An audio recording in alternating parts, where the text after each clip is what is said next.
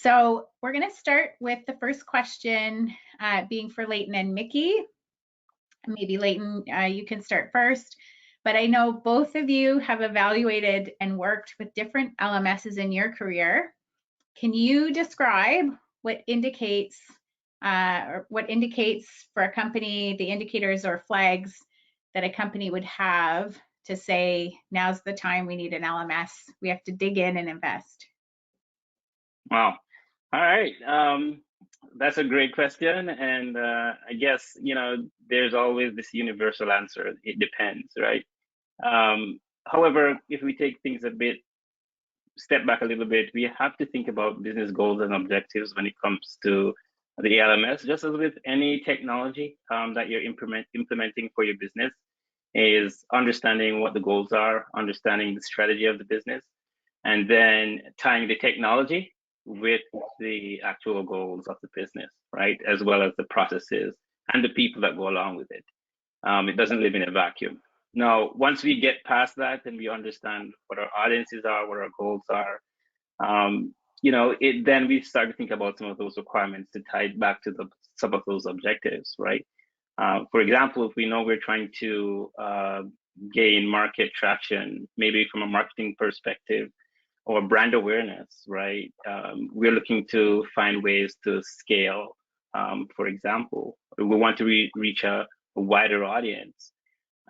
We know that we can implement an LMS to help with some of that, to achieve those objectives. Or possibly it's looking to gain more product adoption with your products, and having an LMS will help to achieve those strategic objectives. Right, so it really depends on what the goals are for the business, for the organization. And then once we've identified those, looking into specific requirements that will achieve those objectives, such as an LMS, and then kind of going through the actual process of selection, meaning looking at your requirements, prioritizing those requirements, and then choosing your LMS. So that's my quick take, and I'm going to leave it to Miki to kind of dig into that a little bit more. Sure. So I think Leighton's right on with as far as it depends. And for me, when you start looking at the it depends part of it, the flag for me would be whether or not you're ready to start, or you have a need to start tracking the activities of the individuals. Because there are a lot of training organizations out there, and you can deliver free training via channels like YouTube or Vimeo, or even on your public website, but you don't necessarily have the ability to track, what users has consumed, how well they understand that content. You can see that they're maybe looking at the videos, but the LMS gives you the opportunity to really start digging into how those users are interacting with that content. Is it effective? And what can you do to help enable them, especially from a corporate training perspective, to be better at utilizing the software or services that your company provides that you want your customers and partners and any learners to know more about. So I think for me, that's really it. It's a purpose-built system just for learning to track all that information. Yeah, and sometimes I've found, just talking with so many different companies through my career, sometimes I found a good indicator is when everyone's doing person-to-person training or instructor-led, and you just can't handle it anymore. You'd have to hire a whole bunch of people to keep up to demand. Then it's time really to think about scaling the learning program, and to deliver it, of course, you need a learning management system. So I think, what did we do before the LMSs came about? But that was a long time ago. Awesome. So yeah, great perspectives. And then Leighton, you talked about requirements. So that really is the next question. So once you've kind of determined it's time to look at an LMS, maybe you need to scale. Another indicator too sometimes is tracking, like you need that tracking to see who is taking the training and are they learning what they need to know. Maybe they're passing the test, so you need some of that analytics, which is often important for the customer success support teams. They're like, can I see who's taking the training? But now you've said, as a company, okay, I think we need to invest in an LMS. What's next? How do you evaluate? How do you build the requirements list? What do you consider? Leighton? Yeah, no, Yeah, that's a really great question as well. And I think that's probably one of the longest poles in the tent in my experience, is just coming up with the right set of requirements. And that might sound a little bit repetitive when I keep going back to the strategy of the organization, but that helps me to think about what do we need to prioritize in terms of some of these requirements. Again, I like to give examples. So if I'm taking, for example, a program that's gonna help reduce support tickets, right? So ticket deflection or deflection rates, right? I start thinking about, okay, now what types of systems are geared towards that? Can we integrate it, for example, with our support platform, whether that's a Zendesk or some other platform, right? That goes along as well with the technology strategy of the business, not just what you currently use today, but maybe something that you're thinking about implementing in the future that ties in with the LMS as well as the other set of technology stack that the company has. Talking to, of course, the stakeholders, right? So we definitely, as leaders and implementers, need buy-in from the rest of the organization. And for example, I'm talking to my customer success teams, and they may say, well, for my customers, I need to be able to have some sort of insights. You mentioned analytics, right? So what type of analytics are available to the customer success teams to be able to engage with their customers to ensure not only they're providing content, but they're able to evaluate and decide based on the data if it's effective and if it's actually helping them achieve their objectives and outcomes. So, we can go through a whole long list of different requirements, and I have in the past with several pages of Excel sheets. But I think it's really good to engage with those stakeholders to understand those key requirements, what's nice to have, what's needed, and maybe something that, we can talk about that later in the future. Perfect. Miki, I know you might talk to this a little, but you recently went through this, selecting an LMS. Miki has a launch tomorrow or Monday? Monday. Monday with a new LMS. How did you gather the requirements for, I think you probably did an RFP or something to look for different LMSs? Yes. So, a lot of what Leighton touched on is absolutely right. We started talking with the other departments, figuring out what they needed, but what we ended up doing is turning that into personas. So coming from a UX background, I'll tell you that, when you start thinking about everything in the terms of the people who are going to be using the system and understanding who that audience is, how they're going to interact with the content, that's going to drive a lot of the requirements that you end up building. It starts to reveal things like how we should be configuring our registration process, the enrollment process, how we should organize our content, or what sort of communications we need to be sending out from the platform. And when we talk about creating personas, it's really easy to think about just the end users, who are the learners who are coming into the platform. But we also want to make sure that we don't forget about the internal stakeholders or the administration teams that are going to be working with the platform. So we want to, again, have a good grasp on what those tasks that team will be doing, like publishing content or activating and enrolling users or running reports. And all of these personas have different needs and will want to interact with the system differently.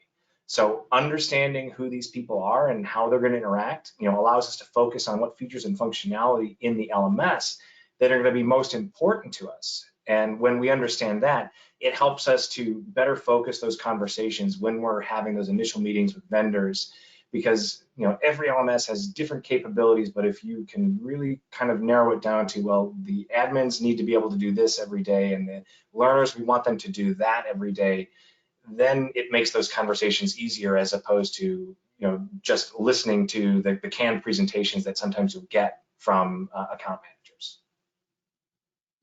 Awesome. And Haley, we'll get to you in 1 second. Haley's patiently waiting for her question, but just one other question quickly for you, Miki and Leighton.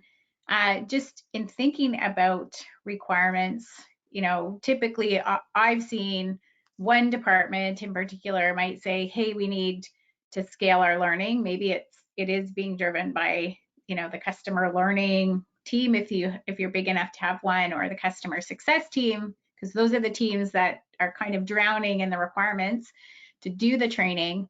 But what about other departments in your company? Have you also incorporated their requirements, like maybe for internal training needs or HR leadership? Miki?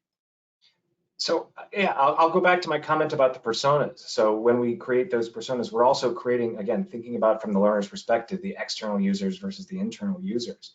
So yes, of course, we ran into the same situation in the deployment that we're doing on Monday, where we do have an internal audience. They have different needs. They log in differently to the system. We track different information. We have different reports that we're actually even legally allowed to generate because of labor laws across around the world. So understanding those and having those conversations with the various teams so that you can incorporate all that, it feels obvious to me, but it's really important to work those into that persona and how the user is going to interact with the system.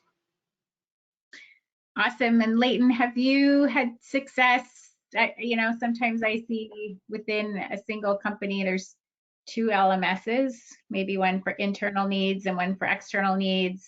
Perhaps it becomes a bit confusing. Have you had success bringing those together? Yeah, I think, I don't know, success may be a stretch, but, and I'm going to be totally honest, but sometimes it can be a little bit challenging looking at different audiences and trying to incorporate all their requirements into one tool. I think that is a very challenging task. Even, I appreciate what Miki mentioned about personas and targeting the right personas. Now, if you go back to the actual audiences and the goals, sometimes they completely are orthogonal to each other. When we talk about HR and L&D, for example, compliance training, things like those, that's pretty much like I want to say run-of-the-mill type training. We actually know what the specific goals are. They need to complete some training for XY purpose for regulatory compliance, and we have a system that can do that easily. And then we have, this other system that we're looking at for product training and partner enablement and customer training. And those are a separate set of requirements that don't necessarily tie to each other. Now, I'd say there may be platforms that can handle both well, but in my experience, I haven't seen that sort of convergence in terms of platforms that handle both L&D, meaning compliance and regulatory training, versus customer training, partner enablement. But I think that's really depends on the organization as well. A lot of it is maybe it's culture, maybe it's how things are structured in the organization. What I've found success with is having something that's completely separate from what we use for customer enablement, and I think that definitely worked in my experience. But of course, every organization is different. Perfect. And just a reminder, if you have questions, just pop them in the chat and I'll work those into the discussion as well. So if you have particular questions. Now I'm going to give Miki and Leighton a break and ask Haley a bunch of questions. But as you come from the LMS vendor side, of course, you have a perspective just seeing all of the questions and requirements and requests that come in to an LMS company. So what would be some common requirements you hear from companies evaluating? And from your perspective, as people are evaluating, what would you recommend to document in order of most important requirements to least? Yeah, this is such a great question. I've probably dealt with more RFPs than everybody just because I fill them out all the time.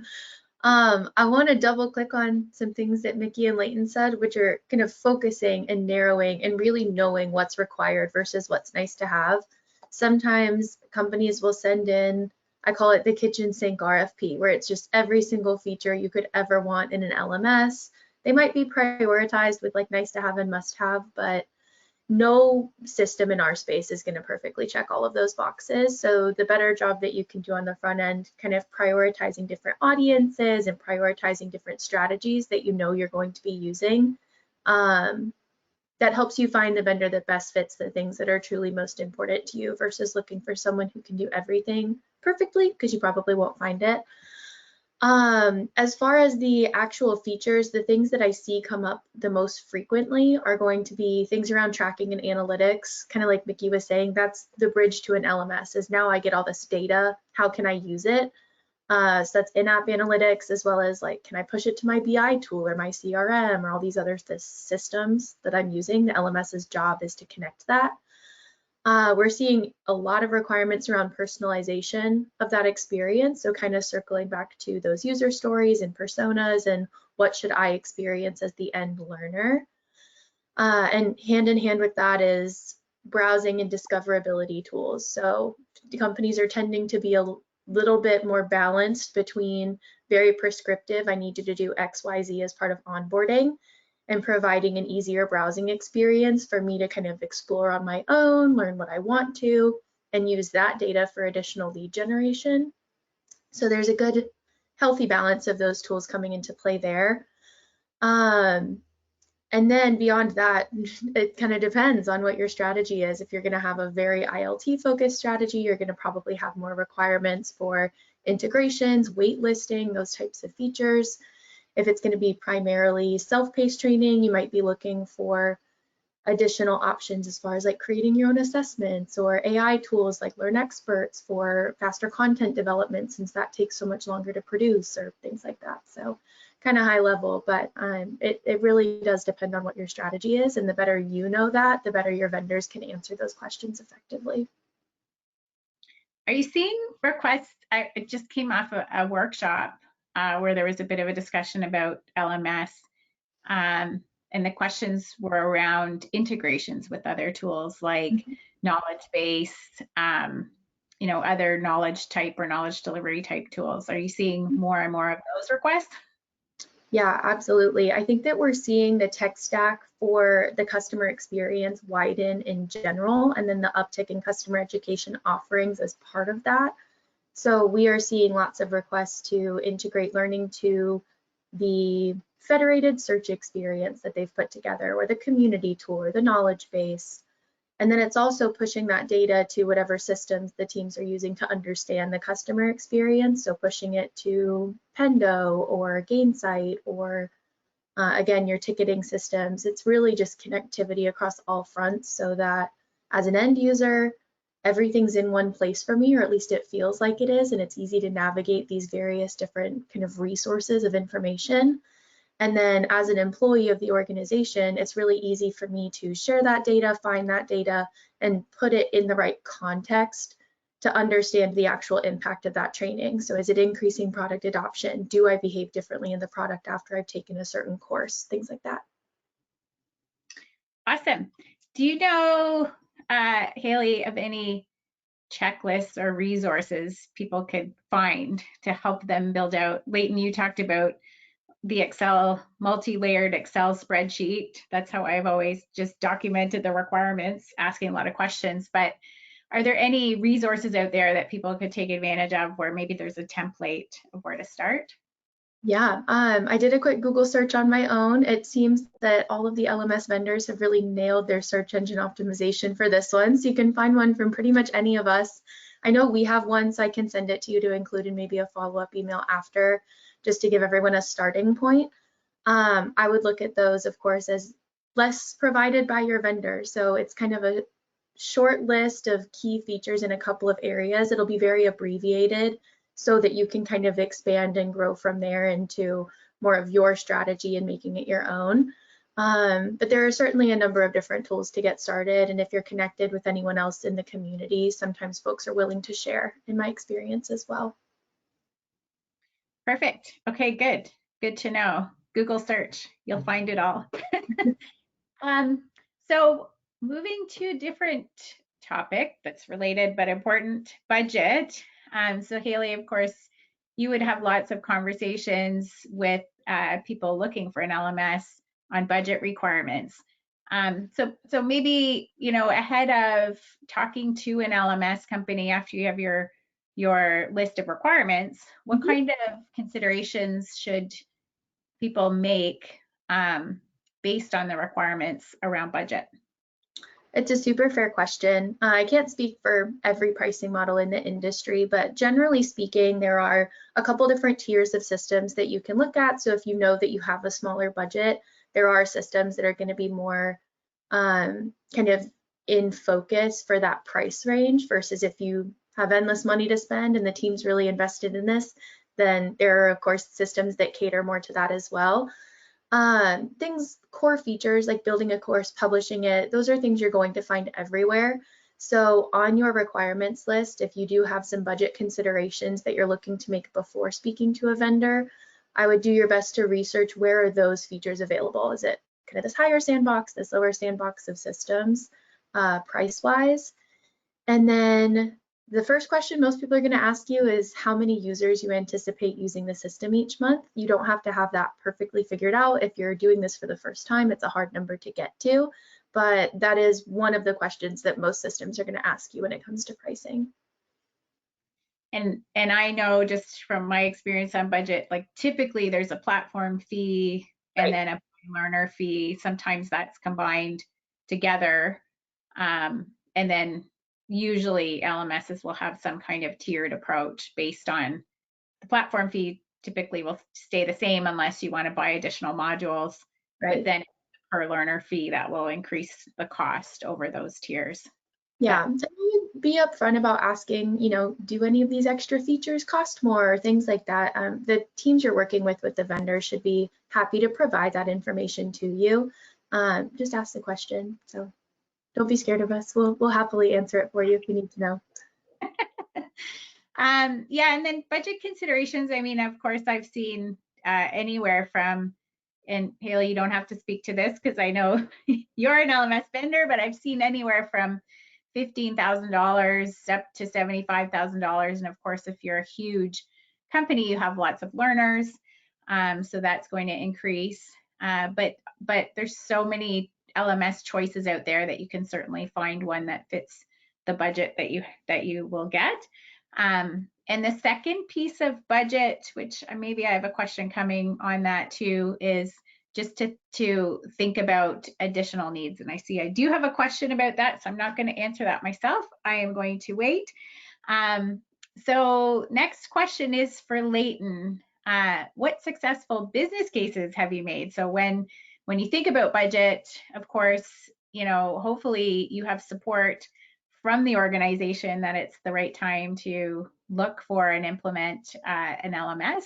So hopefully you have budget support, but not always. So what are some successful business cases or proof points that you've used in the past to get approval? Customer education budget or training budget. That's always a tricky one to navigate, right? So, and everyone is contracting budgets. You know, everyone's trying to make do with what they have, or in some ways do more with less, as someone puts it. But I think there are a couple of ways you can approach it. One way that I've approached it in the past is kind of looking at the existing strategy of the business again, speaking from the perspective of an education leader and understanding where they want to go. For example, in my particular use case, I've looked at things like our customers or organization needing to be able to scale their sales, right? So they need to expand on their sales channels, or they're going global. They need to have sales or drive sales through multiple channels globally. And looking at that, I was able to say, okay, we can actually scale our partner organization through things like an education program, which will require an LMS. And so tying the objectives and strategy of the business together with that helps a lot, because then I can say, well, we can go from onboarding or training 10 partners per month to maybe 30 or 40 or even 50 partners per month, right? And that in itself goes back to what's in it for me, what's in it for the business, as well as helping with the end user. Changing the perspective a little bit from a customer perspective, again, that we can look at things like, okay, for product adoption, how can we increase our product adoption?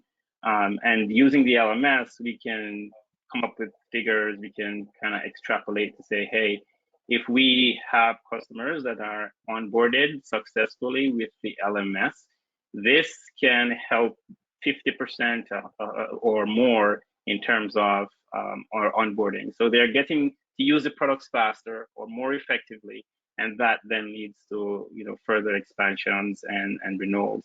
So tying with the business strategy, when you're talking to leaders from that perspective, that always helps to figure out where budget should be allocated.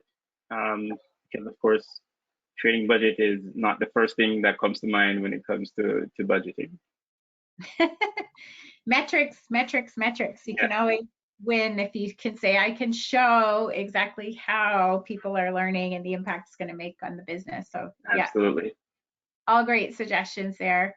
And Miki, so when, again, on the same kind of train of questions for budget, there's the cost of the LMS itself, but then of course, if you're implementing an LMS for the first time, you may not realize it is a business system that needs to be implemented and managed. So you talked in one of your answers about, even building in requirements around who needs to use the system internally.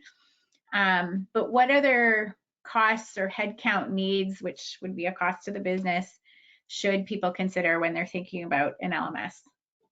So I think it absolutely, from my perspective, it goes back to the headcount and the administration of the LMS, because Sarah, you said most people don't think about just what it takes to run one. And what I'll say is the headcount really is directly proportional to the amount of content or the number of users on the platform, but there are a lot of factors that go into that. The first one that I think about is the content development.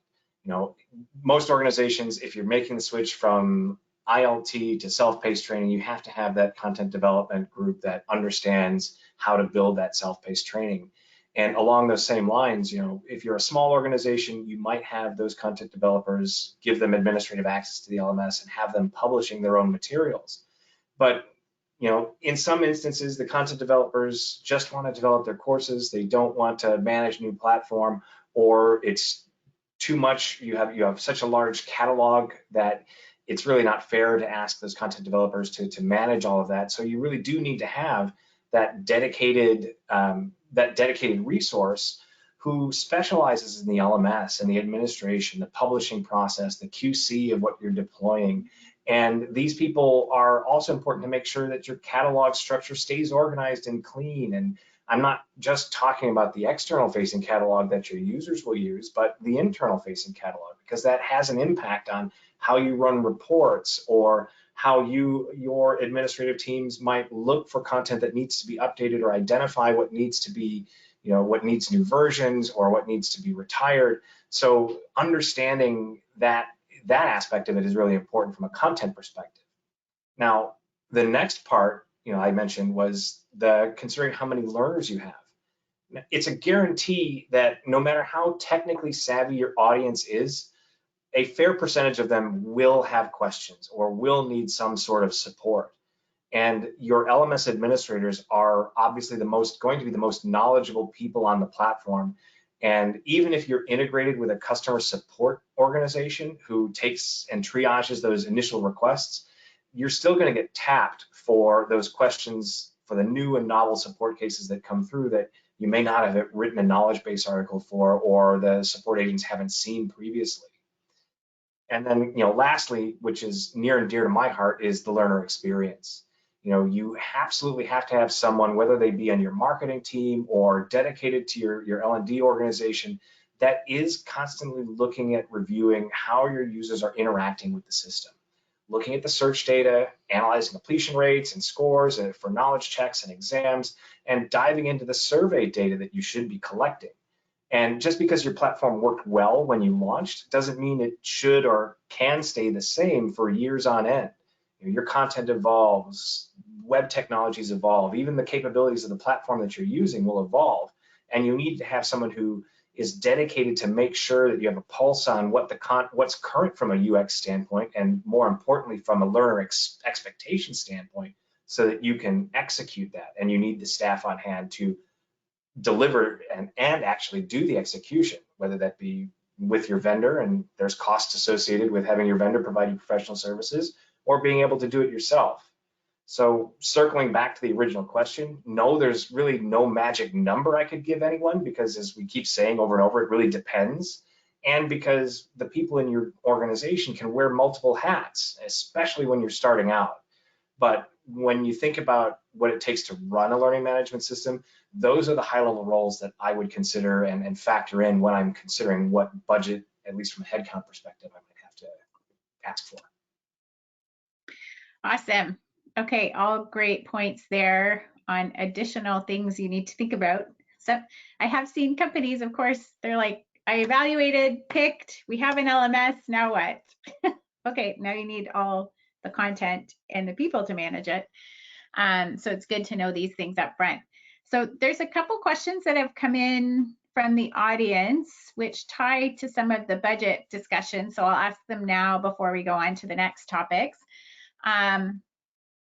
Two questions just around cost per user that we talked a bit about, Haley, so maybe I'll ask you. Is it a fair statement to say that vendors tend to lower cost per user as the number of users increase? And there was a similar question, in order to avoid hitting user limits, how do you best evaluate and plan ahead for an LMS company so you can scale into the right plan? Those are really good questions. The first one is a little bit easier. I think it's fair to assume that, like I said, I can't speak for every vendor's pricing model, but it's probably in your best interest and your vendor's best interest for your program to get bigger over time. So they shouldn't be penalizing you for that with higher MAU costs as you go up. It should naturally go down as you use more of them. And then as far as trying to get to the right number, there's a lot of different schools of thought around how to do this. What we usually talk to companies about who are making an LMS implementation for the first time is, let's figure out what your total addressable learner population is, and then kind of develop a funnel from there. There is benchmarking that you can use. You can find it. I know we have a benchmark report that was published a couple years ago. There's another one that was published recently, I think by Enablement. But you can find some industry benchmarking to try and figure out how many people land on your site and create an account, how many create an account and enroll in a first course and complete the first course, and trying to get to those numbers through some kind of best guesses there. Vendors are equipped with some tools to help you work through that. So I would just be upfront about, here's what we're thinking, but we aren't really sure.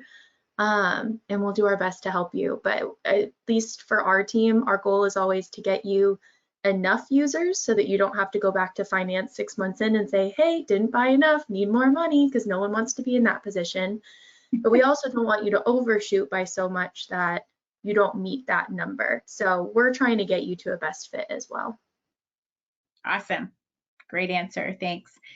Okay, so when we talk about analytics, and there is a question also from the audience about that, so I'll tie that into.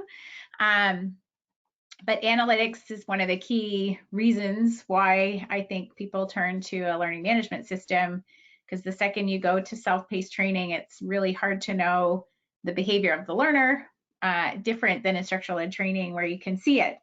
And so when we think about the analytics, how do companies gain insight into the right analytics? So what are some use cases maybe, or things, common things that if you have an LMS, you could or should be measuring? If you are just thinking about evaluating an LMS, you should be asking the LMS vendor about. We'll start with you, Leighton. Analytics, one of my favorite topics. So depending on the audience segment that we're talking about, there are different ways we can look at analytics and what we should be looking for from an LMS. Just thinking about the segment of customers, so active customers, and looking at the goals of those customers. So if we say we want to see product adoption with XYZ customer, we need to be able to track that, and you can implement it or integrate tools with both a customer platform like Gainsight, for example, or Salesforce, to be able to track the learner data along the way. So as they complete certain courses or they complete certain assessments, that information is available. And you can do it in different models or tiers, right? Maybe you can just look at an account level for existing customers to say how engaged are these particular customers in the content. And based on that, is that impacting their outcome of the product, right? So do they learn more, and does that correlate to them actually using more of the product, meaning they want to purchase more or subscribe more to the product? And this is something that I've done in the past. And in fact, most recently, I worked with another colleague, Vicky Kennedy from Ectus, who we looked at the learner data and trying to tag that to outcomes. Because at the end of the day, you want to see outcomes from the customers. And things like tying in the product usage, for example. So we're able to see the product usage of the data, tying that to the actual skills and assessments that the learners had to undertake and complete in order to achieve those outcomes. And there were some really interesting insights. You could make correlations between things like customers and the ARR, whether they completed certain amounts of content and or assessments, and how does that correlate to the recurring revenue, for example, or the amount of opportunities that the customers actually resulted from completing the content. So tying different tools together, different methods together, definitely helps you to come back to see a bigger picture of how does that impact the bottom line.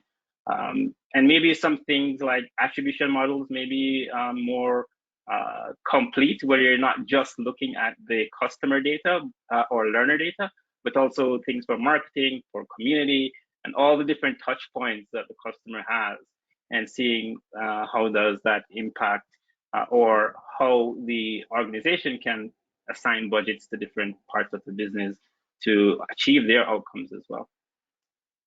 Yeah, I definitely love those metrics tied to the outcomes, because we're always trying to show too how we create an impact, right? So why we need the learning. And then certainly I think on it, just thinking of an HR hat or internal learning hat, similar data around driving performance metrics and outcome too. I think really important to drive kind of the overall company goals as well. Miki, do you have any additional thoughts on metrics? So yeah, so as far as metrics go, I'm actually gonna, I promised earlier to talk a little bit about the ugly. One of the things that I bring up, because you guys touched on great points as far as being able to bump it up against outcomes, like correlating your learner activity with their business outcomes.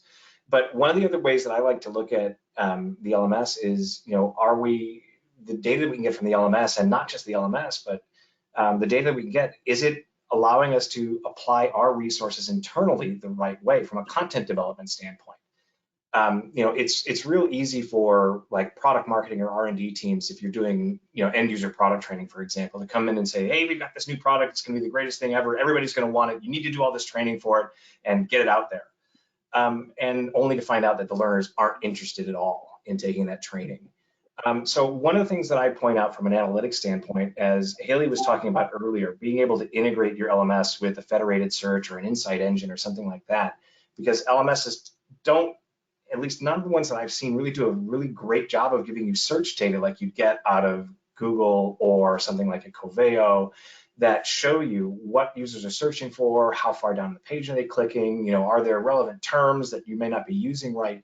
But having that type of information and being able to tie that back into what you're spending your time building your content on has proved to be incredibly valuable for the organizations that I've been with, because we now are able to focus our time working on content that our users actually want, or that our customer support organization says is driving support cases.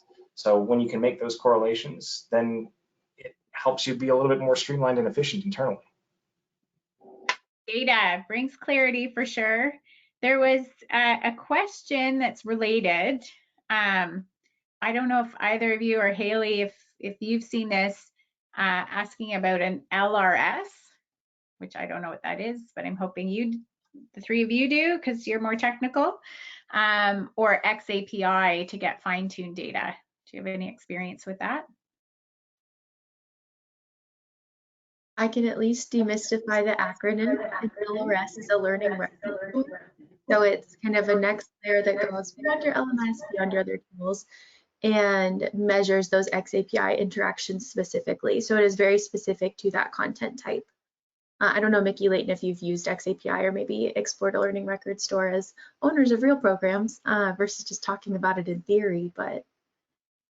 Yeah, I think it's definitely more of the latter for me. We've done a bit of research into things like LTIs, for example, that might tie in experiences from other systems outside the LMS. And I think the LRS speaks to more of the experience side of things, where you can tie additional experiences outside the LMS as well, and tracking that across multiple systems.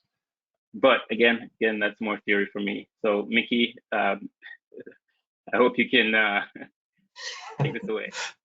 I wish I could add more to it, but the LRS and the XAPI, it's been, I'll be candid and say it's the hurdle of defining how you're going to implement an XAPI solution that's really kind of been the challenge to get over. It's not as simple as just using SCORM and leveraging the data that SCORM is baked in already. The fact that XAPI is so extensible, you can customize what you're capturing to a very granular level. But in order to do that effectively, you really have to go through an exercise where you sit down with your stakeholders and define what it is you're trying to capture, and then look at the ways that you have to integrate those calls into experiences outside that are potentially outside of your formal training. Then when you realize how much effort that goes into that task, most companies, at least that I've been involved with, kind of say, it's a little too much for us right now. We don't have the time or resources to invest in that. So it's still theory for me, just like Leighton said. So I'd love to do it. It's just it's not easy to do. Awesome. I'm so glad the three of you knew what that question was all about. See, if it was me getting that question, I'd go to you. So, okay, awesome. So Haley, a question for you. There's 1,000+ LMSs in the industry, a lot of different LMSs, a lot of different choice. How do people find you? So you're Skilljar. How does someone find you? Do they look on the Gartner Magic Quadrant? Do they talk to people? How do they find the right LMS to talk to out of the thousands available? Yeah, it's a super fair question. I wish that there was a perfect answer that works for everybody, but there's not. Some teams choose to talk to 45 vendors. I've been in those conversations. Some do a lot of research in the front end to say, I'm only calling these 5. I don't want to talk to anybody else. As far as how people usually get to me, the Gartner Magic Quadrant, G2, all those kind of review sites are a great place to start. Just getting familiar with what's out there, maybe how they rank in that user feedback type of setting. AI is a great way to do it. If you want to just spin up a little chat GPT conversation and tell them who you want to educate, what you care about, a couple of other things maybe. It knows enough to get you at least a short list in those different areas. What's most common though is people finding us through just the community of other educators and other education programs. There's a lot of people who reach out and say, oh, I saw that you run so-and-so's education program. It'll say powered by Skilljar sometimes, or you can check like the C names. I can explain that if you guys want me to, but it's really easy to find out who another education program is powering their site with once you get to the site. So a lot of people just have word of mouth, so-and-so uses Skilljar and we're friends with them, so we're gonna check it out, or we took training from this vendor and thought the training was really good. We just wanted to talk to you. It's probably the most common. Yeah, okay. And I was gonna say there's tons of forums and, you know, both on the HR leadership side and on the customer education side, where this seems to be a hot topic that we keep rediscussing all the time. So, or Sedgman is another one, Computer Education Management Association, DevLearn, any of those conferences, associations, chat forums. TSIA as well. We meet a lot of people through them, through TSIA. Oh, TSIA is another one. Yeah, absolutely. Okay, one more question for you, because you probably get this question a lot. What is the difference between an LXP, Learning Experience platform, and an LMS? Do people need both? Do they need one? It's a great question. I will be honest, I'm not 100% sure what the right answer is, because like everything else we've said, it probably depends on who you are and what you're looking to do. The high-level AI definitions that I was given are LMSs are more focused traditionally on delivery and management of content and users. So a very kind of programmed, go through this course, we want to measure that you completed it, etc. More, I need you to do XYZ versus an LXP, it seems, is more personalized, more user-centric. Content is more tailored and may have like gamification or social elements to it. And it's more exploratory in that here's what you could do sort of way. I think that when you really break it down, a lot of the features are the same. There's courses, learning paths, pages, there's automations usually in those systems. So kind of like I said earlier, we're seeing a higher balance of kind of the two, at least with our customer base, where during onboarding, maybe it's more targeted, you're gonna do X, Y, and Z, and then you're launched, then you can do anything you wanna do. We're gonna open the floodgates and you explore whatever you're interested in from here. So I would say kind of bear it back to your requirements once again, see what system is going to be the right fit for you. I wouldn't necessarily know that someone calling themselves an LXP versus an LMS should influence who you talk to at a surface level at the very least. Perfect. Okay, we're gonna switch to, in our last few minutes, switch to talking about AI and automation. Certainly, you know, AI on the content development side and video production side is a big topic these days because there's a lot of new things happening. But LMSs have taken advantage of AI when it comes to personalization and different things over the years. And also automation is a big topic for the LMS. So question for Leighton, how have you seen or have you used AI components as part of the LMS? And if you have, you know, what are maybe some use cases or things people could consider? Sure, Sarah, and happy that you brought that up. So one of the ways we've seen AI with, or LMS is making use of AI is from the personalization side of things, as you mentioned, especially from a recommendation standpoint, like looking at courses based on your completion or your enrollment and determining what other courses you should take. That's one way I've actually seen AI being used.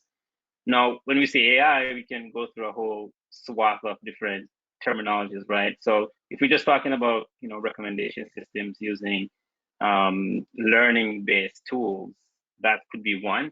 Now, there's also Gen AI, which of course is one of the other hot topics that everyone seems to be talking about.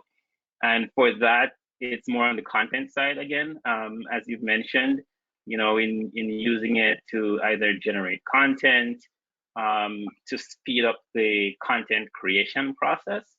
And in fact, I've seen it used in a number of different ways. LearnExperts, for example, I've used LearnExperts, not necessarily an LMS, but from a content side, we've used LearnExpert to help generate content faster, especially when it comes to things like assessments, right? Creating questions based on existing content.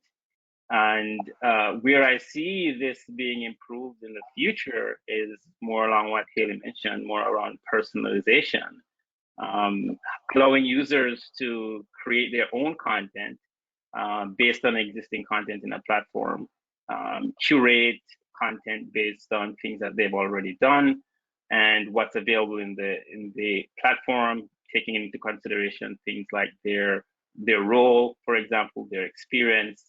And I've done a few experiments with this kind of different tools that are widely available. Like, for example, I'm a DevOps engineer.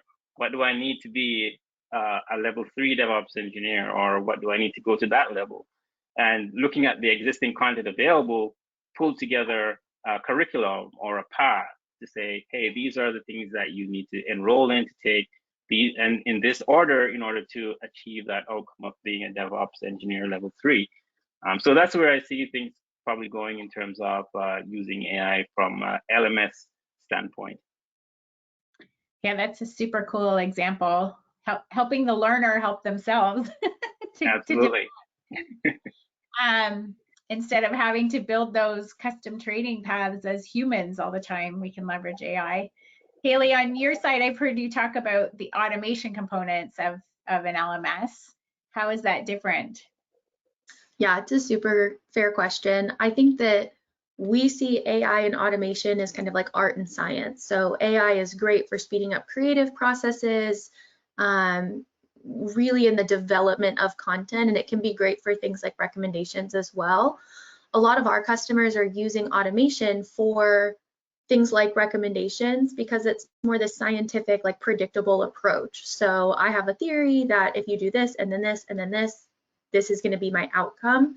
So we can use automations to kind of push a user down that funnel, and then use reporting to measure the success of people kind of reaching those milestones, and then did they have the outcome that we expected?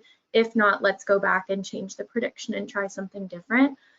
So we've seen a lot of that, especially with customers who just don't have a wealth of content where an AI-based recommendation can really be successful. Because sometimes if there's not enough content, it runs out of things to recommend to you that are relevant. So we've seen a lot of automation in that place. We've also seen it for things like recertifications, and where AI is helpful for efficiency on creative tasks, automation is really helpful for efficiency in that kind of long-term administration and just fewer buttons to make users do what you need them to do. Awesome. All right, we have 2 minutes left. We've talked for a whole hour on LMSs. We could keep going. There's even more questions we didn't get to. Just in a sentence, I'm going to go to all three of you. Predictions for the future of the LMS. Miki. So you touched on it, AI. I think AI teaching assistants, ones that can read and understand the content that's being delivered and answer clarifying questions for learners. Awesome. Haley? Very similar, but for the administrators, so making recommendations on where your program could improve or different ways you could improve the automations you build. Oh, that's super cool. Leighton? Yeah, I'd say I definitely lean towards what Miki said. It's more of using AI to be that assistant versus someone that's going to teach you everything. It's going to be there to kind of guide you. I think that's where the future lies with LMSs. Awesome. Well, thanks so much to all three of you for joining us today, and I'm sure everybody